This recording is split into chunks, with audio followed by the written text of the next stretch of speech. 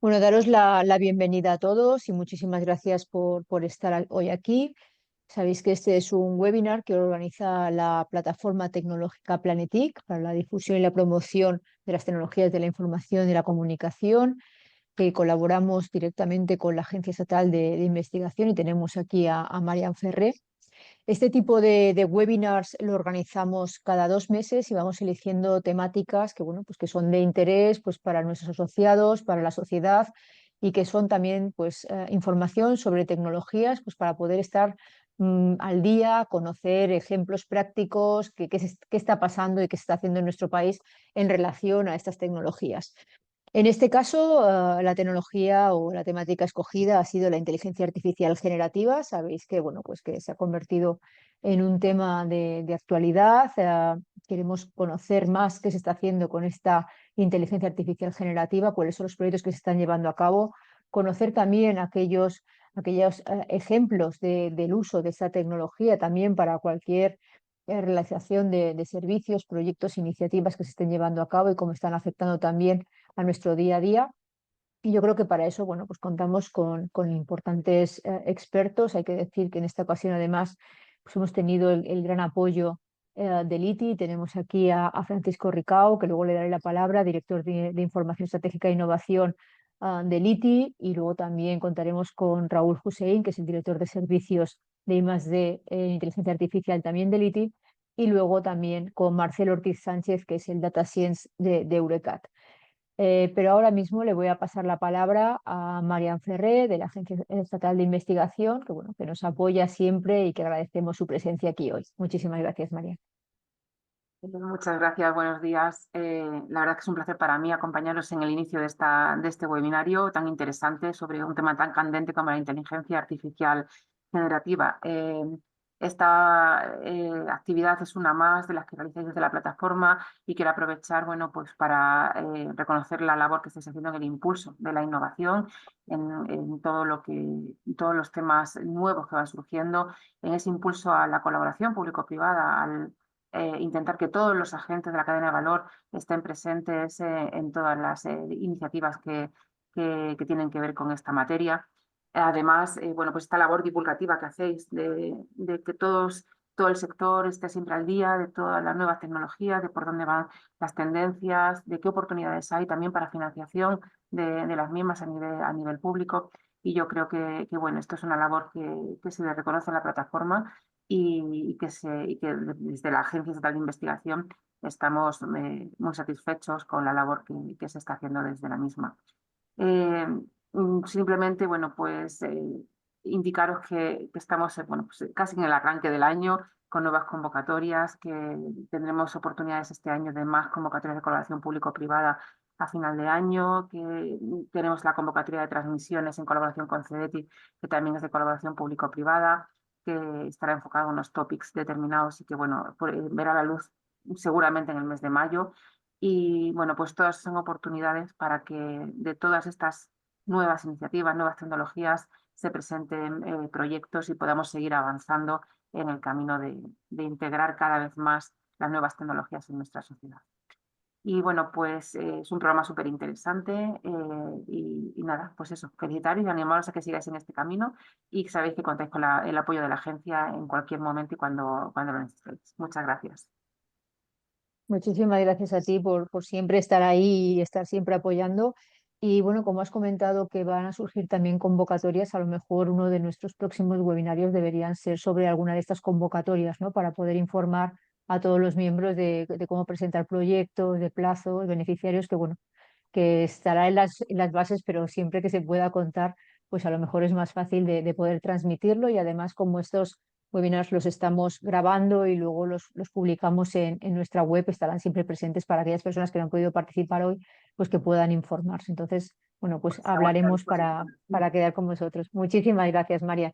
Y Nada. ya sin más dilación y agradeciendo a la Agencia Estatal de Investigación, como siempre, su participación, le voy a pasar la palabra a Francisco Ricao y a partir de aquí pues tienes tú el mando del webinario. Muchísimas gracias también por la organización. Sí, muchas gracias. Oh, ahí está.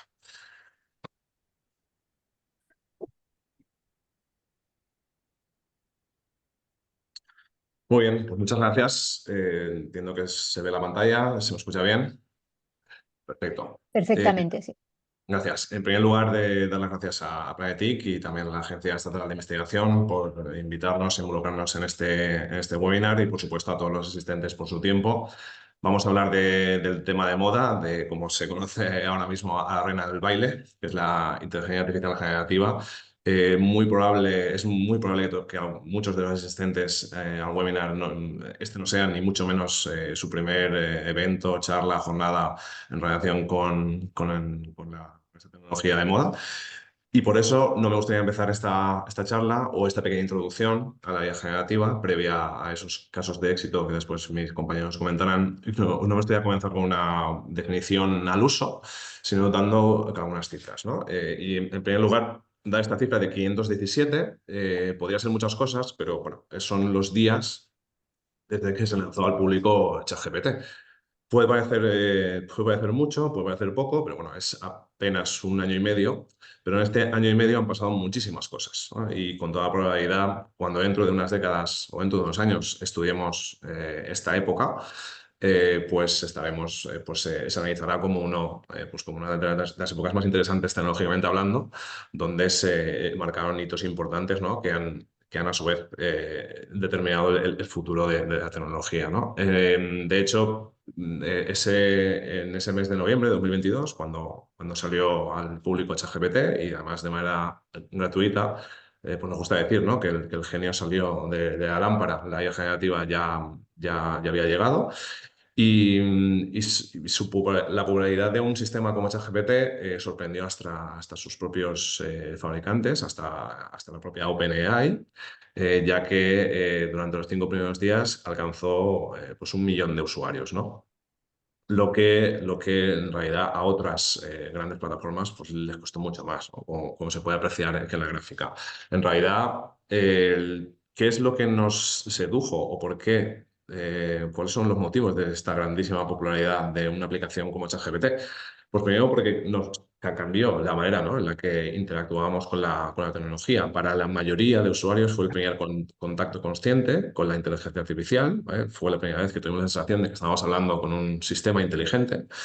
Y sobre todo no necesitamos, o ya no necesitábamos, programar ni ser usuarios avanzados para interactuar con un sistema de inteligencia artificial. No significaba ni mucho menos que no hubiéramos sido ya usuarios, pero hasta ese momento, para la mayoría, insisto, de los ciudadanos, de las empresas, el uso de la inteligencia artificial era algo totalmente transparente o invisible. No éramos conscientes en muchas ocasiones que estábamos haciéndolo y esto estaba ya en múltiples servicios, desde búsquedas, sistemas de recomendación, etcétera.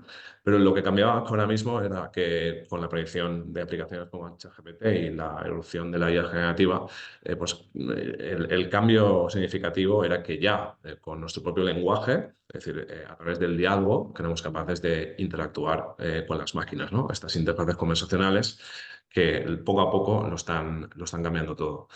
De hecho, desde esa irrupción de ChatGPT en la escena, pues hemos asistido en este último año y medio a un ritmo frenético, ¿vale? De desarrollo tecnológico, de movimientos de mercado, comenzando por los movimientos de las propias grandes tecnológicas, a través de diferentes alianzas, ¿vale? La más famosa de OpenAI con Microsoft, de Amazon con Anthropic, etcétera. Apple ahora mismo también está negociando, ¿no? su asociación con otros fabricantes o con otros creadores de modelos de lenguaje, como el propio Google, y muy probablemente en la próxima versión del nuevo iPhone pues ya se incorpore algún modelo de lenguaje. Pero en fin, hemos asistido, como decía, en este año y medio a alianzas, a una grandísima inversión en Venture Capital, a una eclosión de un ecosistema de startups que están lanzando productos y soluciones relacionadas con IA generativa.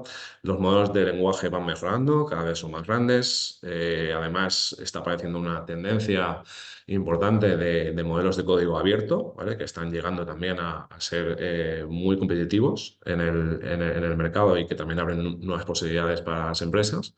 También en paralelo, evidentemente, estamos viendo la aparición de pequeños modelos de lenguaje, ¿vale? Mucho menos intensivos en lo que es el consumo de recursos computacionales y que van a estar y están siendo ya orientados a escenarios muy concretos. Por supuesto, tanto a nivel académico como a nivel empresarial existe una intensa actividad en I+D+I vinculada a la IA generativa y va a seguir siendo así.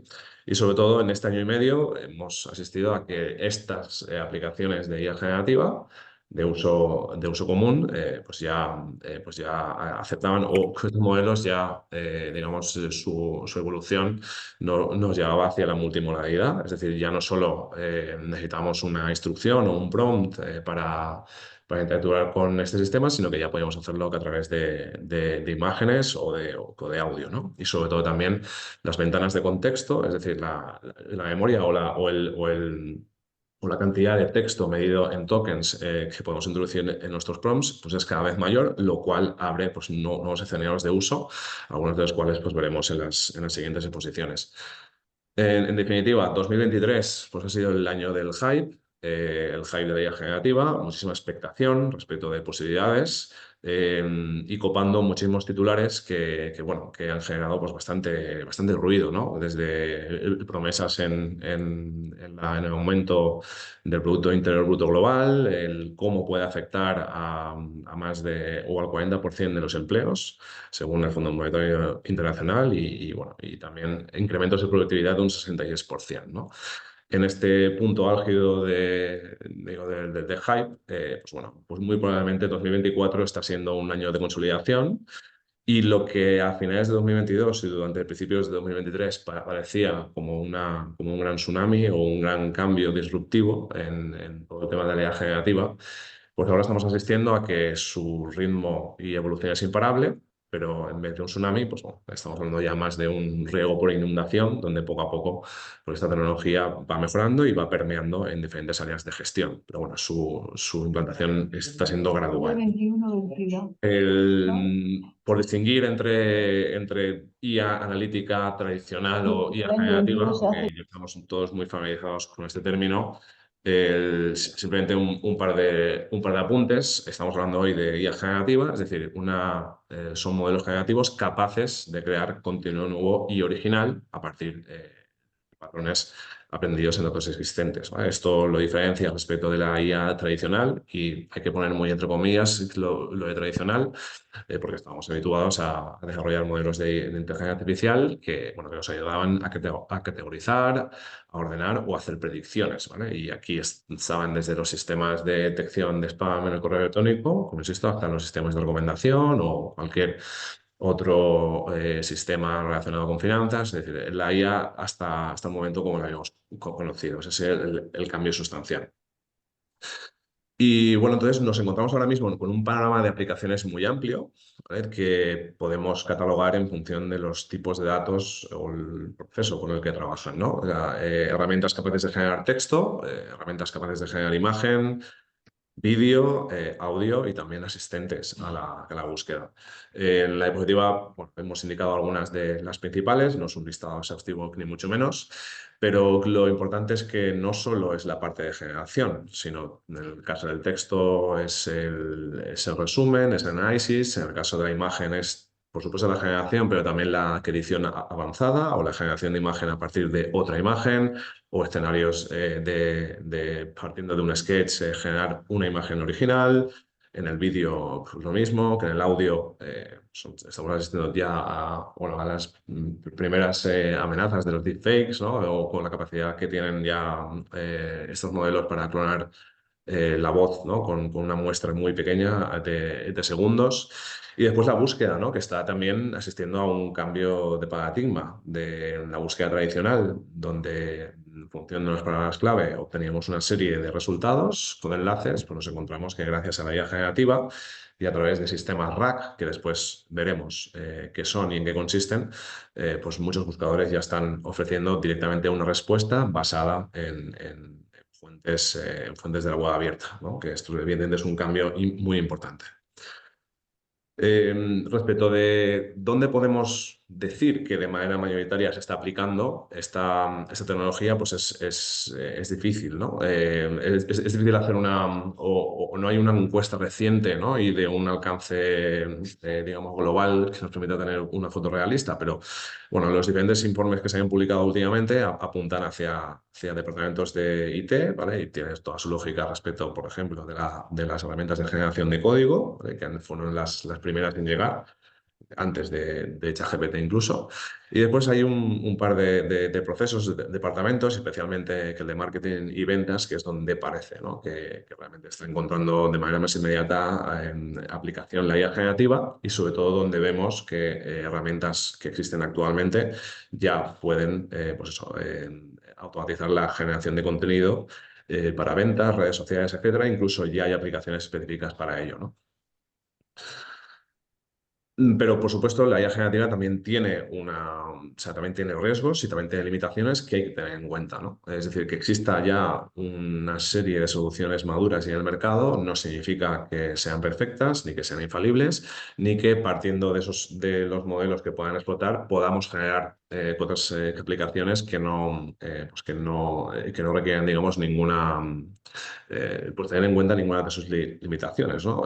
Bueno, y aquí ya muy probablemente estáis también que habituados al concepto de alucinación, ¿vale? Y es esa capacidad de los modelos de lenguaje de generar generar o de presentar un hecho falso, ¿no? Como un hecho verificable. De hecho, las alucinaciones no son un error de la IA generativa, sino es una característica por la propia base tecnológica de los modelos de lenguaje. Por supuesto, también hay un riesgo muy importante en los sesgos de los datos con los que han sido entrenados estos grandes modelos de lenguaje o modelos fundacionales, la falta de transparencia en algunos de ellos, que son modelos privativos, y no sabemos con qué datos han sido entrenados, temas de privacidad y confidencialidad, algunos servicios, aunque esto está cambiando bastante rápido a partir de que muchas de estas aplicaciones de mercado ya cuentan con servicios o con planes empresariales, pero existe todavía el riesgo de fuga de información, el tema de derechos de autor, donde ya estamos viendo conflictos legales con el uso de la IA generativa, temas de seguridad, por supuesto. Y después, y aunque también haremos algún comentario cuando hablemos de casos de uso, el coste, ¿no? Que a medida que cuando hablamos de escalar una solución a nivel empresarial, pues evidentemente el coste a día de hoy pues, puede ser un limitante. Y ya para finalizar y como conclusiones a esta brevísima introducción, pues bueno, la IA generativa ha llegado para quedarse, ¿vale? Aunque posiblemente 2024 sea un año de consolidación y se rebajen un poco las expectativas, el cambio a largo plazo pues no podemos ni siquiera imaginarlo. Eh, ¿Por qué? Porque es un cambio insisto, en cómo nos relacionamos con la tecnología. La adopción, aunque parecía que iba a ser muy rápida, pues está siendo gradual en el mundo empresarial. Ahora mismo la inmensa mayoría de empresas están en la fase de consumo, es decir, están utilizando, incorporando ya servicios de terceros en sus procesos o realizando pequeños pilotos, ¿vale? En entornos no críticos. Saltar hacia soluciones empresariales adaptadas a las necesidades de la empresa conlleva retos y de hecho hoy vamos a ver un par de ejemplos.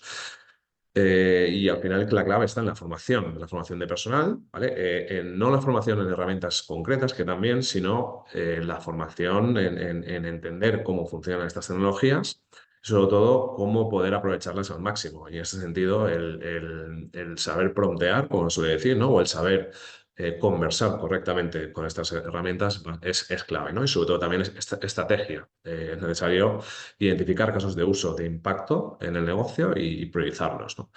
Y al final, y también para finalizar, esto no, pues la IA generativa no es magia, depende de datos, quiere datos de calidad, existe todavía un margen muy amplio para I+D y sobre todo también como digamos, punto, digamos,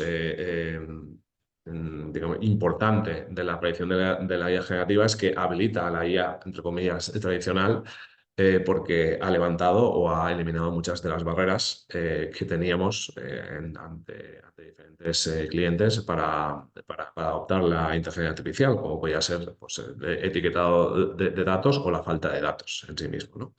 Y con esto Doy por finalizada mi intervención y doy paso a Marcel. Marcel, cuando quieras. Gracias.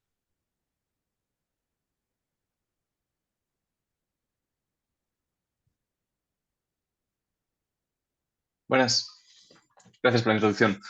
Felicitar antes a mis compañeros por sus presentaciones y agradecer también la posibilidad de presentarnos aquí. ¿Se ve bien mi presentación? Sí, perfectamente. Gracias. Bien, por parte de Eurecat presentaremos nuestro caso de éxito, nuestro caso de uso, basado en un sistema RAC, que al final es un sistema de recuperación de información, generación por recuperación de información. Y el sistema que nosotros presentaremos es un sistema centrado en la diseminación. Es decir, es un proyecto europeo que ya es su propio desarrollo con su propia solución, pero una vez finalizado este proyecto europeo se ha diseñado un prototipo para poder llevar este conocimiento a la población. Entonces, la presentación que llevaremos primero tiene una pequeña pincelada de cómo esta inteligencia artificial generativa se lleva dentro de Eurecat. Aquí lo que vemos es los resultados de una tecnología que ya lleva con nosotros unos cuantos años y ahora empezamos a ver los primeros resultados, las primeras visiones de qué es lo que se ha conseguido con ella. Aquí todo un total de 3 pinceladas. Una es la de la unidad de multimedia, donde utilizando la tecnología de la traducción del dominio, se consiguió llevar un concierto de Johann Sebastian Bach a un concierto de Pau Casals, interpretando una obra completamente distinta.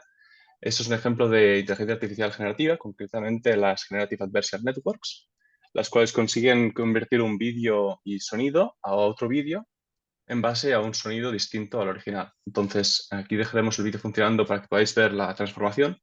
No es un ejemplo completamente perfecto, pero es una primera representación de lo que se puede conseguir con todas estas tecnologías. También afectamos al campo de la robótica con la generación de datos sintéticos, y es que estos datos tampoco son nuevos, ya existían anteriormente. Se podían generar datos sintéticos, pero siempre en base a un set de datos antiguo con el que los datos estaban en cierta manera correlacionados con la forma en que reportábamos la información. Ahora lo que se consigue con esta inteligencia artificial generativa es la generación de datos un poco más difíciles de conseguir, como son los robóticos, puesto que se deben de generar mediante el propio robot funcionando. Entonces, la extracción de esta información para poderlos entrenar de forma sintética sin tener que tener el robot funcionando es todo un avance. También se consigue evitar el anterior enlace que había con el overfit o lo que era este sobrefuncionamiento de los modelos de machine learning o de inteligencia artificial tradicional mediante esta información que tiene una cierta, como comentaba mi compañero, una cierta alucinación que nos viene bien en este caso. Y para cerrar este resumen de la inteligencia artificial generativa dentro de Eurecat, el caso de multimedia y también de nuestra unidad de Applied Artificial Intelligence, donde se realizan procesos que hace unos años, hablando de unos cuantos años, se creían que podían ser ciencia ficción, como es el rescalado de imágenes por mejorar su calidad, incluso decir la calidad de una imagen solo teniendo la imagen que se proporciona como input, y otro de los avances más recientes, como es la eliminación de nubes en imágenes satelitales. Todos estos avances son muy prometedores, pero es verdad que lo que están haciendo es fomentar los cimientos hacia futuras aplicaciones de mucho más potencial. Como comentaba nuestro compañero, estamos presenciando un 2024 que es un poco de transición, de fomento de cimientos para esta transición. Bien, para el caso de estudio que veremos en esta presentación es el caso de estudio del proyecto europeo PathAssert. Es un caso de estudio que se refiere al desarrollo de tecnologías para el aviso a tiempo de posibles patógenos o contaminación en grandes cantidades de agua o en suministros de agua, como pueden ser las ciudades o los embalses.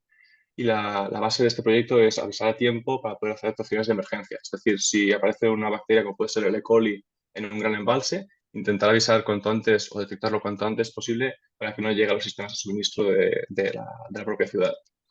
En este sentido, el proyecto tiene su propio desarrollo, sus propias tecnologías, pero es cierto que esta información de cara al ciudadano es un poco difícil de asimilar. Es decir, tenemos la página web del proyecto, tenemos ahí una definición de cómo funciona el proyecto y de qué se ha desarrollado, pero si el usuario quiere entender un poco más de cómo funciona, ya hay una barrera. Debe leerse los deliverables, debe leerse los artículos, debe entender cada uno de los conceptos y es un proceso un poco más tedioso, un poco más difícil.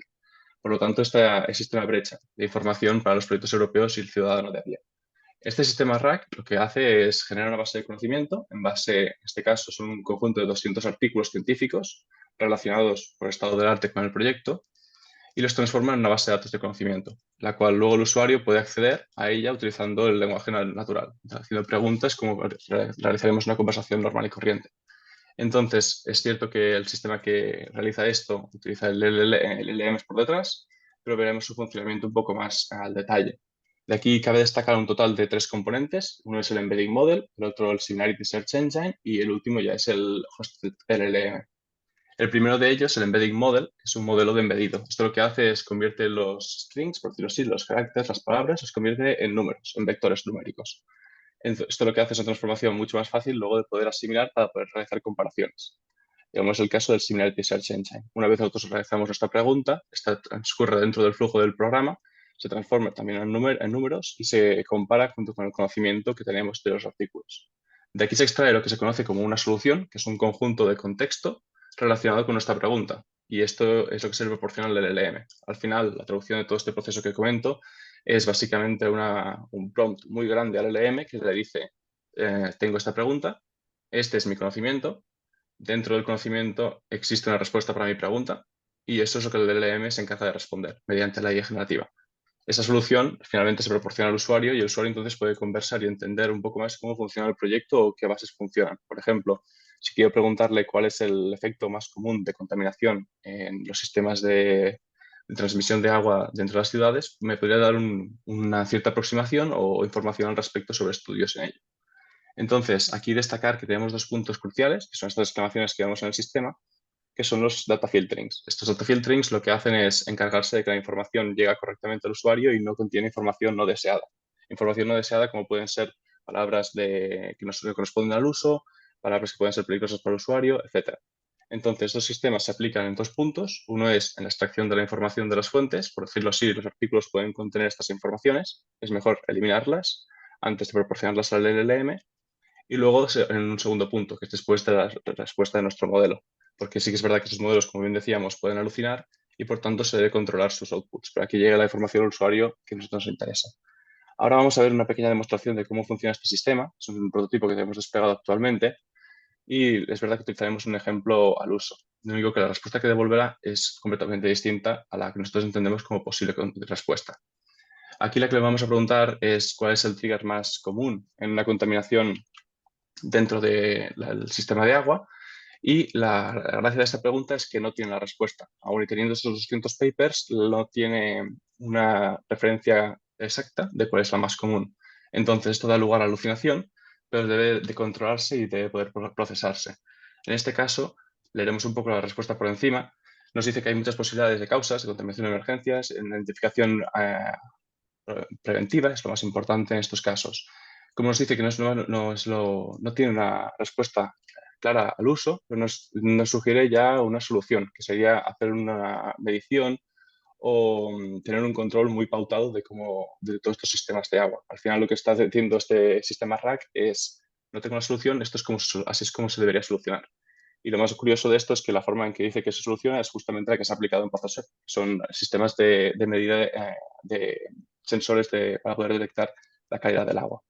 Entonces, la gracia también de este sistema es que podemos acceder a los documentos de los que ha extraído esta información, que como decíamos anteriormente son los contextos, es decir, aquella información que por similitud se acerca más a nuestra pregunta.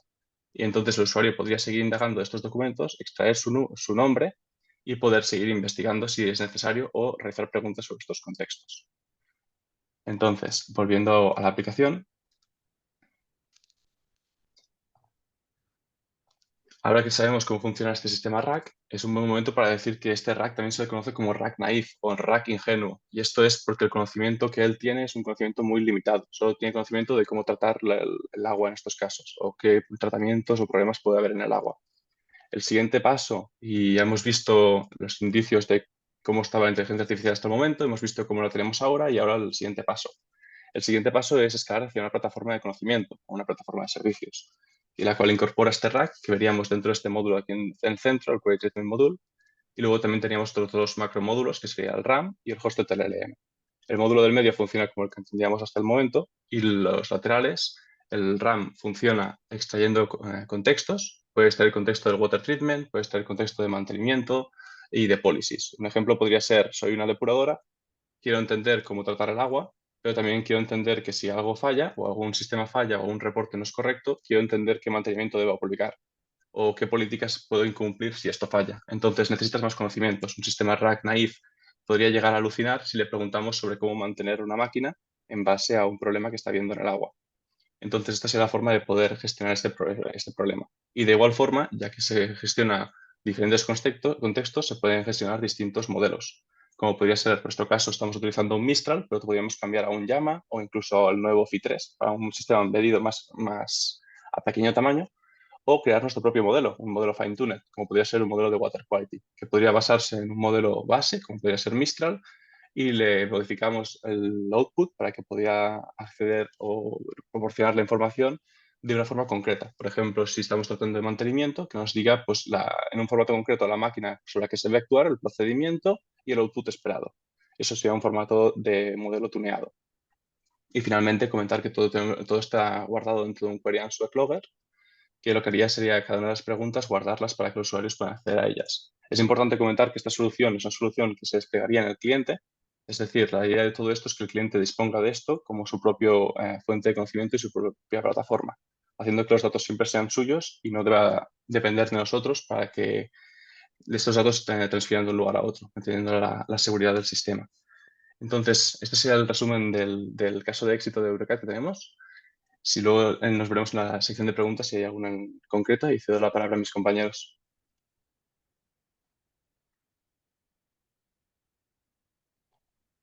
Muchas gracias, Marcel.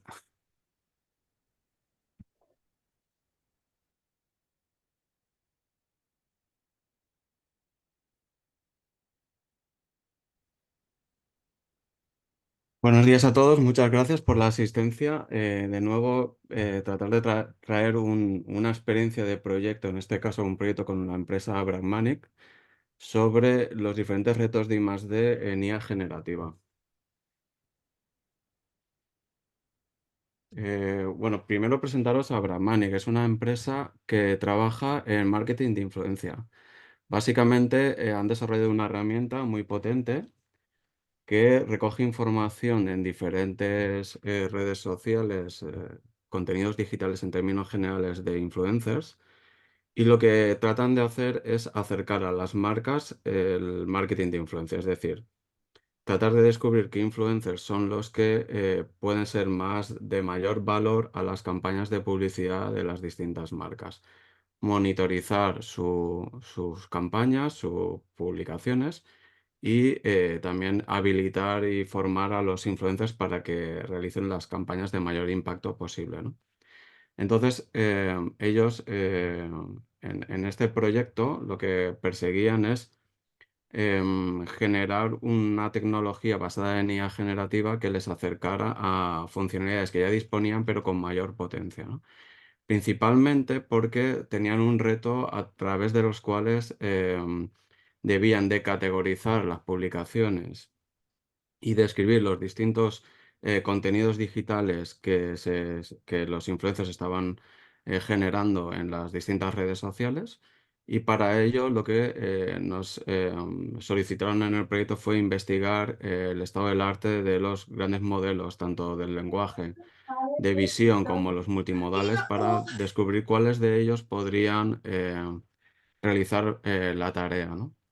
Fijaros que ellos funcionalmente buscaban dos herramientas, que es el de hacer búsquedas de los influencers a través del lenguaje natural, entendiendo muy bien los contenidos que estos generan, qué tipos de piezas, qué tipos de marcas, de copies generan, ¿vale?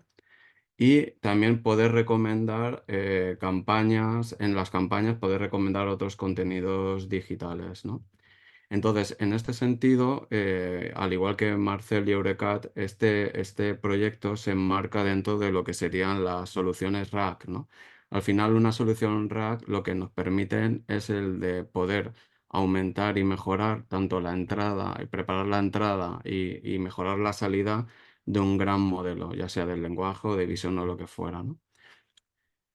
¿Cuáles son los retos de I+D de este proyecto? Porque al final el proyecto no es tanto el de la construcción de una IA generativa a medida para la compañía, sino que tiene que ver con resolver algunos retos de composición de estas soluciones RAG y de integración de los diferentes modelos, ¿no? Y de los componentes que, como comentaba Marcel, son necesarios para desarrollar este tipo de tecnologías. Por ejemplo, nos planteaban un reto de poder crear un RAG multiagente, es decir, que no solo que pudiéramos de alguna forma categorizar el tipo de tarea a realizar y poder servir en un modelo distinto cada una de las tareas, tratando de optimizar la salida, como he dicho antes. Tratar de descubrir cuáles son los modelos de estado del arte open source que mejor resuelven el, el problema, incluso los transformers, los modelos que pueden generar la cadena de vectores, con un reto añadido, y es que debemos de ser capaces de procesar hasta 1 millón de contenidos digitales diarios. Es decir, que las soluciones, digamos, existentes en la nube, lo que podemos encontrar en servicios como OpenAI o en Azure, eran tremendamente caras y costosas incluso a nivel de latencias y tiempos de computación, con lo cual el reto es poder descomponer el problema en partes y ver qué modelo podría resolver el problema en un tiempo y en un coste mínimo, ¿no? Para esto, como decía, tenemos que ser capaces muy bien de emplear el agente adecuado en cada momento en el propio rack, ¿no? Para optimizar los tiempos, ¿no? Eso también ha requerido investigar en técnicas que constantemente evolucionan, ¿no? Que semanalmente casi diría que surge una nueva técnica para tratar de optimizar cómo la entrada de los modelos y cómo optimizar la forma que tenemos de generar el contexto, como decía Marcel. Y también hemos tenido que investigar y diseñar métricas y construcción de datasets para poder evaluar los distintos modelos de forma objetiva. Hay una gran dificultad en determinar la eficacia de estas soluciones, digamos, porque em, el grado de cumplimiento tiene un alto componente subjetivo también, ¿no? Una de las aproximaciones que realizamos fue, como veis aquí, seguir un proceso muy similar al el que haríamos con un RAG. Es decir, tenemos unos contenidos digitales que están formados por imágenes y por texto. Esto sería de alguna manera nuestro contexto, el contexto donde nosotros a través de un prompt describiríamos la tarea inicial y digamos que podríamos especializar en función del propio contenido del post la tarea, ¿no? De tal manera que facilitaríamos mucho el trabajo a un gran modelo, en este caso multimodal, que haría las funciones de descriptor y clasificador, ¿no? Esto sería un proceso en batch, es decir, que imaginaros que recibimos 1 millón de posts diarios y entonces la tarea se puede entender como un agente que va analizando cada uno de estos posts y va describiendo y clasificando el contenido para ser almacenado y utilizado en fases posteriores. De igual forma, claro, habíamos hablado de poder clasificar y describir para aumentar las búsquedas, ¿no? Con lenguaje natural. Pero también utilizábamos estas técnicas a través de como lo que hablábamos de los transformers, de los vectores de los contenidos digitales para diseñar un algoritmo que nos permita definir un grado de similitud entre contenidos, ¿no? O sea, es decir, al final lo que hacemos con estos vectores es representar en un espacio tridimensional el lugar donde ocupa ese contenido y digamos que nosotros podemos definir la similitud entre distintos contenidos si están cercanos en ese espacio, ¿no? Un símil. Por lo tanto, estas soluciones de IA generativa como los RAG también nos habilitan el hacer otro tipo de soluciones, como podéis ver, ¿no? Como encontrar la similitud entre contenidos multimodales, es decir, texto, vídeo, imagen, audio. Al final todo se transforma en un vector que puede ser comparado, ¿no?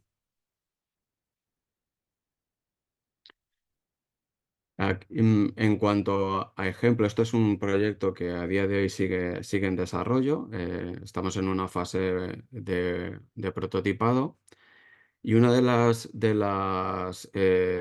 las cuestiones más interesantes y de las reflexiones que traigo a esta charla tiene que ver con el funcionamiento real. Se habla mucho de la facilidad de utilizar estas soluciones de IA generativa, en un clic podemos descargar un modelo del lenguaje e incluso desplegarlo en nuestra propia ordenador y utilizar RAG locales.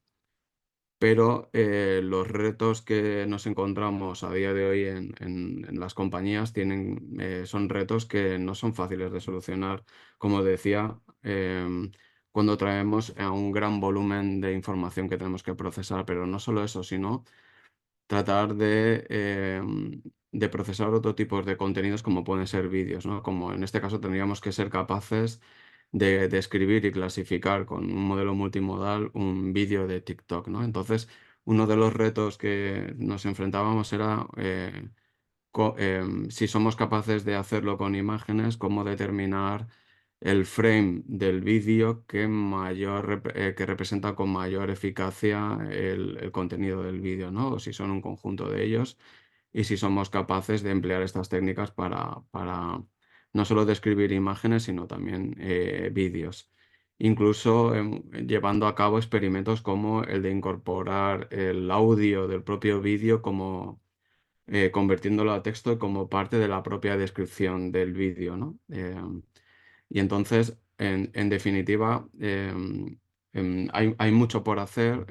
Los modelos que actualmente nos encontramos resuelven tareas concretas, pero debemos ser capaces de emplearlos de una manera eficaz, ¿no? Para resolver el reto que se nos plantea. Y en este sentido, las metodologías RAG nos están marcando un poco el camino, ¿no? Como podéis ver.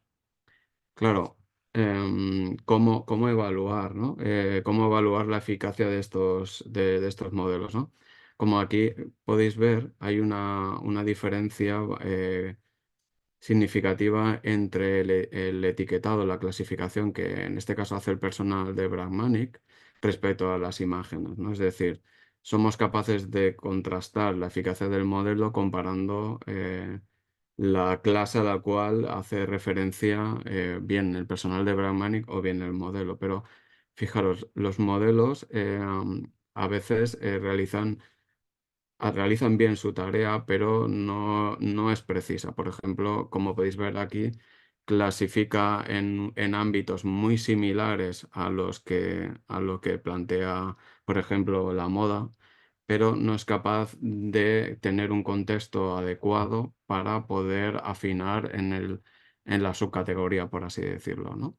Entonces, esto plantea retos de optimización de los modelos, plantea la definición de estrategias, como digo, de composición de estos contextos, de ingeniería de prompts, de definir métricas y metodologías para poder determinar la eficacia de estos modelos, para poder incorporar el feedback de los usuarios para ir mejorando paulatinamente la precisión. Y a día de hoy podemos decir o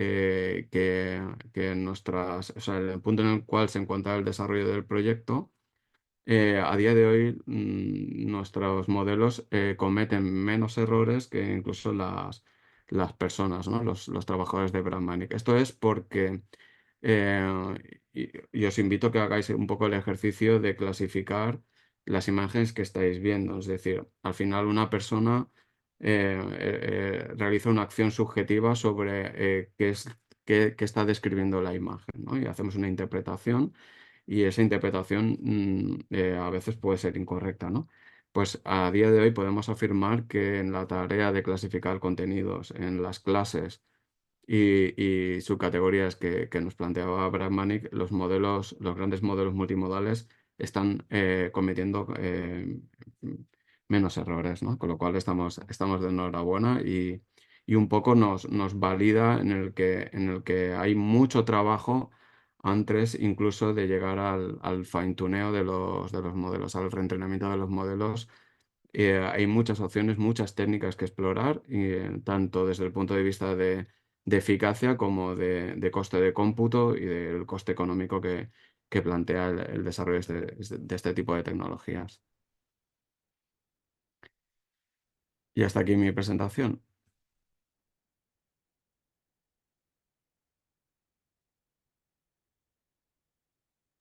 Muy bien, pues muchas gracias Raúl y Marcel por vuestras excelentes presentaciones. Creo que bueno, son dos casos diferentes, pero con la misma aproximación técnica, ¿vale? A resolver dos necesidades muy distintas. Ahora abrimos el turno. Marcel, si puedes encender tu cámara, por favor. Que abrimos el turno de preguntas. No sé si alguien de los asistentes se anima. Si no, pues me atreveré por mi parte a lanzaros alguna. No sé si tienen el chat habilitado, que entiendo que sí. Ujú. Muy bien. Pero bueno, yo antes de que se lance alguien del público, sí me gustaría que intentáramos abrir un poco la perspectiva, ¿vale? Es decir, porque aunque aunque Dolores con toda la amabilidad del mundo que ha hablado de expertos, bueno, a nosotros nos gusta decir que expertos en IA generativa, pues bueno, es difícil, ¿no? Hablar de expertos cuando llevamos realmente poco tiempo, ¿no? A nivel general, explorando con estas tecnologías. Pero digamos que ya durante este último año y medio, pues bueno, ya hemos recibido, ya hemos tenido ocasión, muy probablemente, de hablar con muchos clientes, con muchos socios. ¿Y cuáles diríais, tanto Marcel como Raúl, que serían los casos de uso, los escenarios que de manera más recurrente os suelen plantear los clientes, ¿vale? O sea, ¿dónde creéis que son los procesos donde decís, mira, aquí es que está entrando la tecnología como, en fin, como primer caso de uso prioritario? Me lanzo yo, Marcel, con Adelante, te sigo permiso. yo. Sí, digamos que al final, Fran, ChatGPT también ha sido muy inspirador respecto a levantar necesidades. Por lo tanto, diría que la máxima demanda está todo relacionado con los RAG, ¿no? Con los chatbots de apoyo a la toma de decisiones, a la búsqueda de información principalmente y sobre todo información que esté en base documental. Es decir, muchas empresas nos solicitan ya no solo en sus documentos PDF, sino también incluso en si somos capaces de entrar en sus bases de datos y hacer preguntas a su CRM, a su ERP, etcétera, etcétera, ¿no? Pero fijaros, también estamos detectando pues empresas pues que digamos que la IA generativa es todo lo que ha hecho ha sido validar su funcionamiento, ¿no? Y nos piden otro tipo de proyectos que son más core, ¿no? Por ejemplo, con la transferencia de estilos en IT llevamos mucho tiempo trabajando, ¿no? Por ejemplo, para la generación de datos sintéticos, utilizar la IA generativa para crear imágenes para poder hacer reentrenamiento y entrenamiento de otro tipo de tecnologías, como pueden ser piezas de madera para detectar defectos en algún proceso productivo.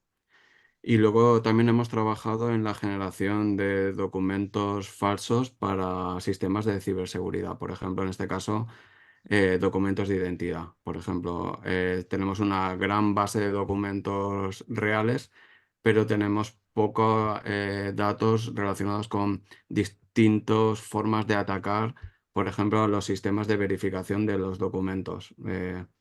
Por lo tanto, la IA generativa, es decir, el diseñar e investigar técnicas de generación, en este caso de imagen, y de datos sintéticos, ya no solo imagen, sino de texto también, pues estamos trabajando ahí, ¿no? Por lo tanto, fijaros, no es tanto a nivel de usuario, sino más bien a nivel de desarrollar una nueva tecnología para solventar una barrera, ¿no? Que en este caso la barrera es la de los datos, ¿no?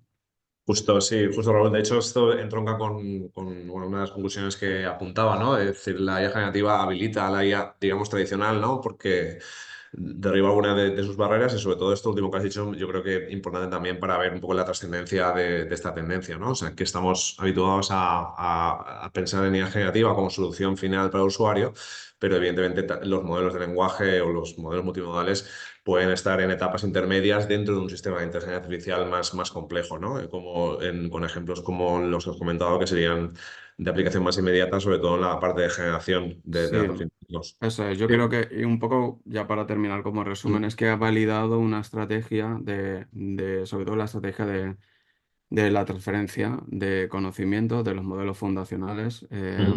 Antes, yo diría que hace muchos años ya trabajamos en Transfer Learning y en IA generativa, Fran, e incluso hacíamos charlas. Lo que pasa es que no tenían tanto interés como las que tienen ahora.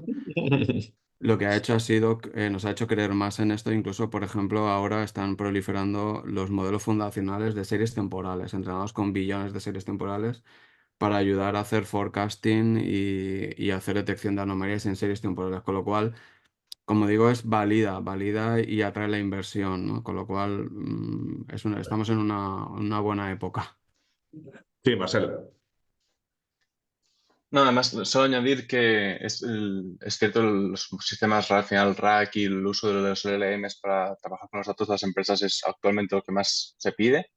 Es verdad que hay un sentimiento entre las empresas que no quieren estar ligadas a unos términos y condiciones con aplicaciones de terceros porque siempre están dispuestos a ser cambiados. Y lo hemos visto con algunas plataformas de streaming, que una vez cambian estos términos y condiciones te debes adaptar a ellos. No eres tú quien manda, sino que es el producto que utilizas el que rige estos estándares. Entonces es cierto que en nuestro caso trabajamos sobre todo, que nuestra unidad, en nuestro especial, trabajas con sistemas que ya utilizaban la inteligencia artificial anteriormente. Hablamos de sensores virtuales, hablamos de digital twins, o sea, aplicaciones de inteligencia artificial que ya generaban un output como tal, que nosotros sabemos valorar y sabemos extraer una precisión o una cierta métrica de estos outputs. Entonces, estos sistemas RAG utilizan esta misma información para extraer de ella el conocimiento y poder entender cómo están yendo los sistemas, si van bien o si van mal, y enlazarla entonces con estos sistemas de mantenimiento o con estos sistemas, otras aplicaciones que puedan haber. Muy bien. Y yo sí que, como estamos ya en los últimos 5 minutos, sí que me gustaría que podíamos abordar, aunque se fuera muy brevemente, uno de los grandes tendones de Aquiles, por llamarlo así, de la IA generativa, que son las alucinaciones, ¿no? Ambos habéis hecho mención a ellas. Eh, ¿Cuál es el estado actual? Es decir, ¿cómo podéis, que a través de esas arquitecturas RAG que estáis desplegando, mitigar de alguna manera, porque evitar es imposible, ¿no? Mitigar el grado de alucinación de estos modelos generativos? Si quieres, Raúl, voy yo primero Sí, sí, y dale, luego nos dale. tornamos. Adelante. Nosotros principalmente ahora estamos trabajando con sobre todo texto y valores numéricos, ya sean de sensores o de introducción de modelos de mantenimiento e informes. Nos encontramos especialmente con tres casos a destacar de las métricas. El primero es el uso de entender el contexto de lo que se está generando utilizando el Bleu Score. Entonces, el Bleu y Berg Score, los dos lo que utilizan son modelos de LLM y para entender lo que está pasando, o sea, utilizas la propia inteligencia artificial para valorar tu inteligencia artificial. Es un poco rebuscado, pero al final es la única forma de evaluar subjetivamente debe ser hecho de forma subjetiva. Entonces, los outputs que te devuelven es cómo de conciso es tu contexto en base a la respuesta de tu contexto en base a la que se espera. Un sistema muy parecido al que nos explicaba anteriormente Raúl, es decir, tú quieres hablar de moda y sabes que la información que hay en la imagen es de moda, pues cómo de parecida es a lo que el usuario ha querido que ver, que es en este caso pues zapatos. Entonces el Bleu Score ahí daría un score bastante alto, es decir, te estás acercando, vas bien, no es una respuesta completamente distinta, como podrías decir una ciudad. Entonces, nos movemos esa es la métrica, digamos, la más fuerte. Entonces, utilizamos dos más. Otra es lo que se llama el Golden Dataset o el Golden Test, que son tu conjunto generado de labels. Ya no, digamos, ya no es un estándar, sino que es donde tú sabes que debes acertar sí o sí para ser útil para el cliente. Entonces, ese sí que está generado a mano y es, digamos, donde saldrá el 100% o el 0% de precisión. Y finalmente, si se hace fine tuning o se hace, digamos, aplicaciones un poco más donde empiezas a entrar a bajo nivel en el modelo, ahí es verdad que hay que utilizar los benchmarks internacionales y estándares que se generan. Que esto sí que es verdad que en todos los papers de LLMs que van saliendo, incluso el FI3 que salió hace poco, siempre utilizan los mismos benchmarks. Entre ellos se comparten estos estándares para que puedan ser evaluados y al final sepas cuál debes utilizar en base a lo que tú quieres hacer. Si quieres responder preguntas, te vas a basar más en un benchmark de exámenes. Si tú quieres responder a otros campos como pueden ser precisiones o evaluación de contexto, vas a utilizar otros benchmarks en ese caso. Sean estos tres pilares son los que utilizamos actualmente. Muy bien, pues ya que tenemos una pregunta al respecto, Raúl, te la lanzo. ¿Vale? Una pregunta del público. Bueno, nos pregunta Antonio Jesús, que te doy gracias por preguntar, ¿con qué modelos generativos habéis aplicado RAG y cómo habéis, o sea, y en caso de que lo habéis aplicado a varios, cómo habéis evaluado el resultado con cada uno de ellos y poder decir cuál es el mejor? ¿Hasta qué punto es generalizable? Bueno, ¿con cuáles? Diría que prácticamente todos los del estado del arte, porque al final, como decía, lo que tratamos de hacer es siempre estar muy atentos, muy haciendo una vigilancia activa sobre qué modelos, especialmente aquellos modelos que son capaces de tener prestaciones similares con una cantidad de hiperparámetros, de parámetros baja, ¿no? Para que sea más económico en este caso, para el proyecto, para el cliente. Incluso contrastando con algunos que hay en la nube también, ¿no? Por lo tanto, ahí, como comentaba incluso Marcel, ¿no? Las arquitecturas basadas en agentes donde tenemos la capacidad de quitar y poner, yo creo que es bastante importante, ¿no? ¿Cómo evaluar? Fijaros, sí que hay ya definidos incluso plataformas, metodologías y son conocidas, incluso datasets con pruebas sobre tareas concretas que tienen que realizar los LLM, ¿no? Con lo cual es bastante conocido, ¿no? Que cuando surge un nuevo LLM, pues hay una tabla donde define unas métricas sobre la accuracy que para realizar este tipo de tareas. Pero son tareas normalmente que son generalistas, ¿no? Es decir, al final estamos pensando que estos IAs tienen un enfoque generalista y lo que Marcel y bueno, lo que Eurecat y el ITI tratamos de hacer es de hacer unas investigaciones más bien aplicadas al dominio, tratar de hacer transferencia a los dominios, ¿no? Y eso significa que en cada caso debemos de diseñar nuestras propias métricas y definir nuestra forma de evaluar, como en el caso que nos ha ocurrido en Brandmanic. Hemos tenido que contar con la complicidad de la empresa para determinar cuáles son las tareas que nos interesan evaluar, cuáles son las preguntas y la variabilidad de las preguntas, tanto en los temas como en la complejidad de las mismas, y sobre qué tipo de respuestas podemos esperar, ¿no? ¿Se puede generalizar esto? Sí, hay métodos, como decía Marcel hace un rato, ¿no? Es decir, podemos utilizar otros modelos incluso que evalúan el resultado de otro modelo, incluso modelos que no tienen por qué ser los propios modelos que usemos locales. Pueden ser modelos más grandes, modelos más eficaces. Ahí hay rienda suelta a la imaginación. Insisto, bueno, y Marcel y Fran conocen muy bien esto.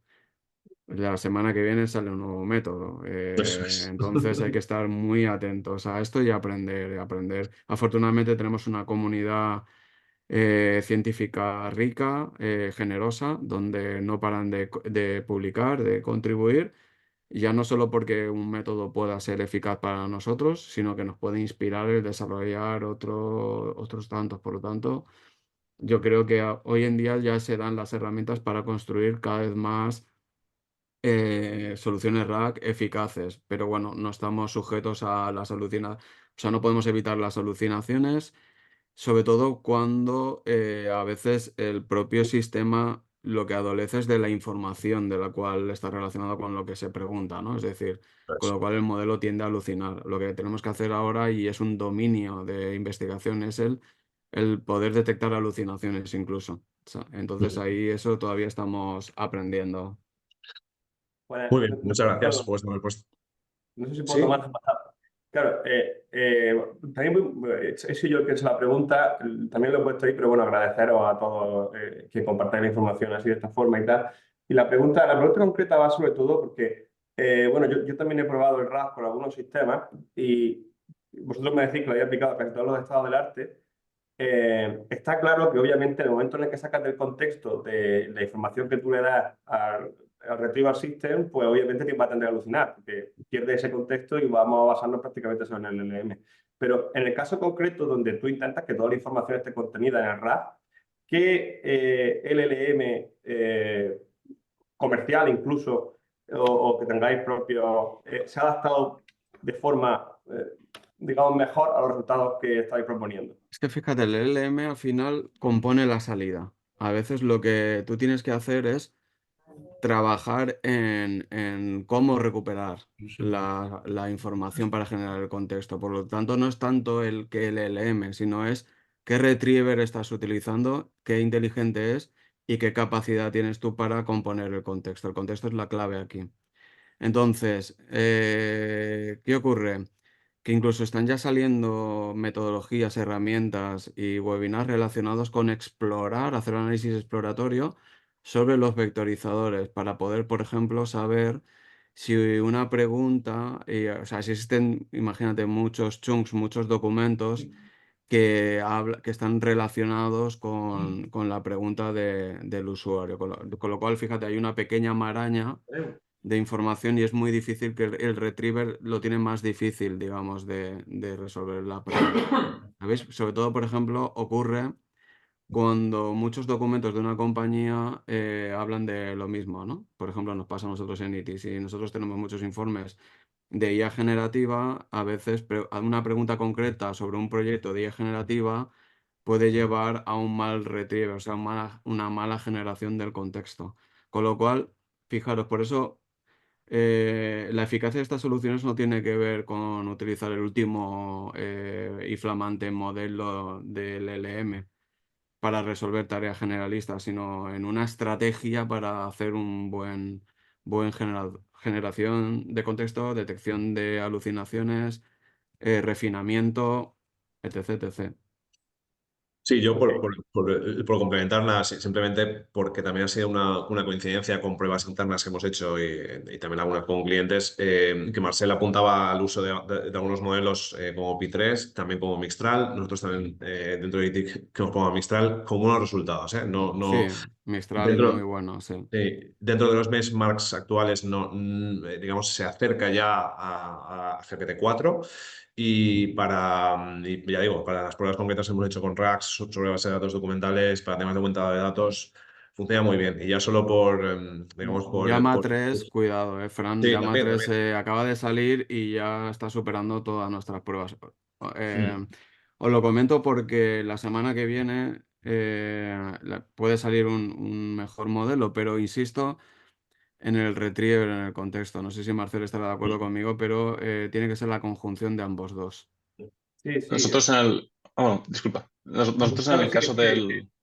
que muchas gracias, el- solamente decir que muchas gracias, que es verdad que pasa el contexto lo he obviado porque quizás lo podemos controlar nosotros más, ¿no? Sin embargo, lo Claro. otro ya no está tan accesible, sino es prácticamente una capacidad de elección, Pero ¿no? fíjate, incluso en las Muchas pruebas que hemos gracias. hecho fine-tuneando los modelos, también parece que el contexto es más relevante. Yo ahora pondría todo el esfuerzo ahí. Y el fine-tuning o el selección del gran modelo parece que mejora pues, el último 10% de la cura así en las respuestas. Digamos, ¿no? Es como un Pareto. Digamos que es más importante concentrarse en el contexto a día de hoy, a día de hoy. Muchas Para gracias. poner un ejemplo, en el caso que mencionamos nosotros de los artículos científicos, lo que comentaba al final Raúl, de que tienes una cantidad abrumadora de contexto, la solución que encontramos nosotros para eliminar la poca, al final, alucinación que estaba teniendo el modelo fue limitar el conjunto de contextos que tú sacabas a únicamente 5, los 5 que tuvieran una mayor similitud. Y sí que es verdad que cambiamos el modelo de un Llama a un Mistral, pero lo que fue verdaderamente decisivo fue limitar esta cantidad de contextos. Sí, Eso es. Gracias por la pregunta, súper interesante. no, no, a vosotros por compartir la experiencia. Muy bien, pues por nuestra parte, como ya estamos fuera de tiempo, podemos dejarlo aquí. Habría otras muchísimas preguntas, pero en fin, nos tenemos que ajustar al tiempo establecido. Así que Dolores, si quieres cerrar. Pues muchísimas gracias. La verdad es que ha sido una sesión muy interesante. Agradeceros a todos los ponentes vuestro tiempo y como hemos comentado al principio, esta sesión se está grabando, por lo tanto eso estará disponible a través de la web de Planetic. Y os invitamos a que bueno, pues nos sigáis también en las redes, aquellos que no forméis parte de Planetic, que os deis de alta, porque participar en Planetic es totalmente gratuito. Y os esperamos en el próximo webinar. Muchísimas gracias a todos y que tengáis un buen día.